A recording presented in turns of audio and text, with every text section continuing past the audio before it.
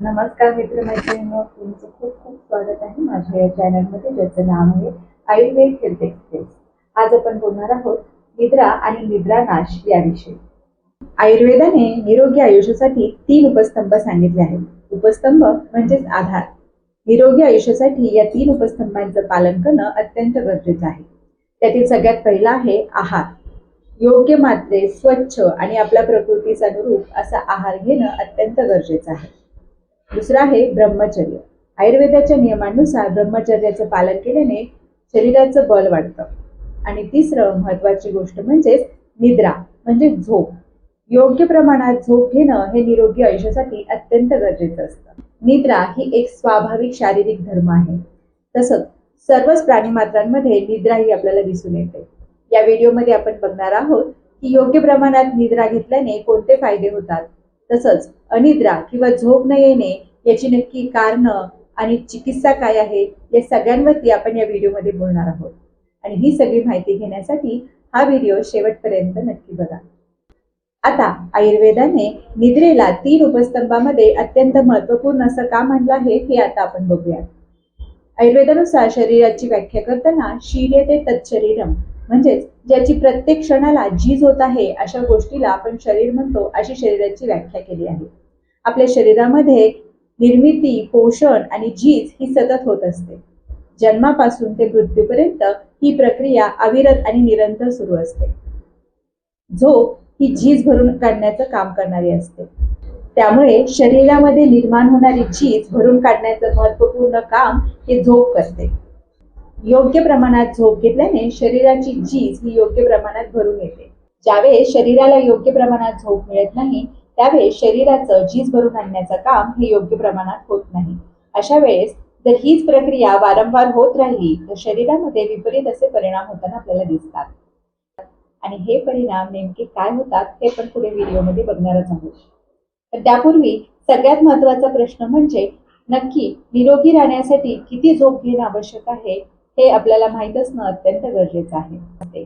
आयुर्वेदानुसार प्रत्येक व्यक्तीची प्रकृती ही वेगवेगळी असते आणि त्यानुसार झोपेची मात्रा ही कमी अधिक होऊ शकते. साधारणतः 7 ते 8 तास नियमित झोप घेणं हे प्रत्येक व्यक्तीच्या आरोग्यासाठी किंवा निरोगी राहण्यासाठी अत्यंत आवश्यक असतं. योग्य प्रमाणात झोप घेतल्याने शरीरामध्ये ताजेतवानं वाटतं. तसंच बुद्धीची काम करण्याची क्षमताही वाढते. त्याचबरोबर ती पचन होण्यासाठी योग्य प्रमाणात झोप घेणं अत्यंत आवश्यक आहे. तसंच मलावष्टंभ यासाठीही योग्य प्रमाणात झोप घेणं अत्यंत आवश्यक आहे. आजकाल अनेक रुग्णांमध्ये आपल्याला झोप न येणे किंवा निद्रानाश अशी समस्या येताना दिसते. याला नेमकी कोणती कारणं घडतात हे आता आपण यापुढे बघूया. सुश्रुत संहितेमध्ये निद्रानाशाबद्दल पुढील प्रमाणे वर्णन आलेले आहे. निद्रानाशाची कारणं सांगताना निद्रानाशो अनिलात पित्तान मनस्तापात क्षयादपि संभवन्त्याभिघाताश्च प्रत्यानिकैः प्रशम्यति.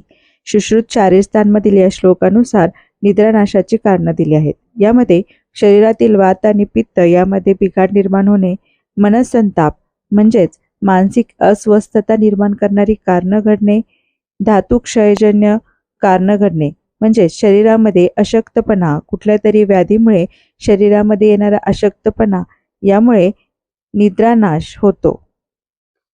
तसंच अभिघातच म्हणजे ऍक्सिडेंट होणे किंवा मार लागणे यामुळे दुखणाऱ्या स्नायू आणि सांध्यांमुळे झोप येत नाही. ही सगळी निद्रानाशाची कारणं आहेत. निद्रानाशामध्ये नेमके शरीरामध्ये काय काय बदल घडतात, कोणती लक्षणे दिसतात हे आपण बघूया. सगळ्यात पहिलं लक्षण आहे आळस किंवा आलस्य. या व्यक्तींना योग्य झोप न झाल्यामुळे आळस हे लक्षण दिसून येतं. त्यामुळे दिवसभर यांना कोणतंही काम करण्याची इच्छा राहत नाही. तसंच डोक्यात एक प्रकारची धुंदी असते.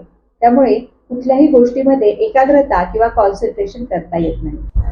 दुसरं लक्षण आहे अंगगौरव म्हणजेच अंगात जडपणा जाणवणे. योग्य झोप न झाल्यामुळे शरीराची झीज ही भरून येत नाही आणि त्यामुळे या व्यक्तींना शरीरामध्ये जडपणा जाणवायला लागतो. तसंच नेत्रदाह किंवा नेत्रलाली असं एक लक्षण या व्यक्तींमध्ये दिसतं. यामध्ये डोळ्यांमध्ये आग होणे, डोळे लाल होणे, तसंच डोळ्यांना थकल्यासारखं वाटणे यासारखी लक्षणं या व्यक्तींमध्ये दिसून येतात. तसंच काही व्यक्तींमध्ये अंगदुखीही दिसून येते. बऱ्याच व्यक्तींमध्ये क्षुधामांद्य म्हणजेच भूक व्यवस्थित न लागणे हे लक्षण या व्यक्तींमध्ये दिसून येतं. रात्रीची झोप व्यवस्थित न झाल्यामुळे शरीरातील पचन बिघडलं जातं आणि त्यामुळे शरीरामध्ये अनेक पचनासंबंधीच्या तक्रारी दिसू लागतात। यामध्ये ऍसिडिटी होणे, आंबट ढेकर होणे, छातीत जळजळ होणे यासारखी लक्षणं वारंवार या व्यक्तींमध्ये दिसायला लागतात। तसंच मलावष्टंभाची तक्रारी सुद्धा या व्यक्तींमध्ये दिसून येतात। योग्य प्रमाणात झोप न घेतल्यामुळे शरीरामधील पचन, शोषण आणि मलनिर्मितीचं काम हे बिघडलं जातं।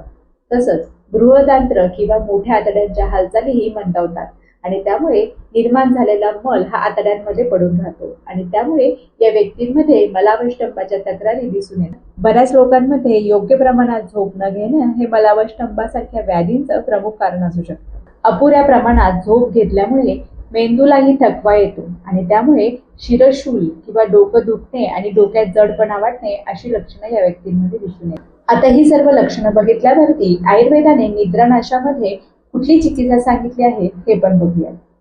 निद्रानाशाची आयुर्वेदिक चिकित्सा करताना नेमकं कुठल्या गोष्टीमुळे किंवा कारणांमुळे निद्रानाश झालेला आहे याचं निदान करणं अत्यंत आवश्यक आहे। त्यानुसारच त्या व्यक्तींवरती औषधी चिकित्सा करता येते। औषधी चिकित्सा आणि पंचकर्म अशा दोन पद्धतीमध्ये आयुर्वेदीय चिकित्सा असते।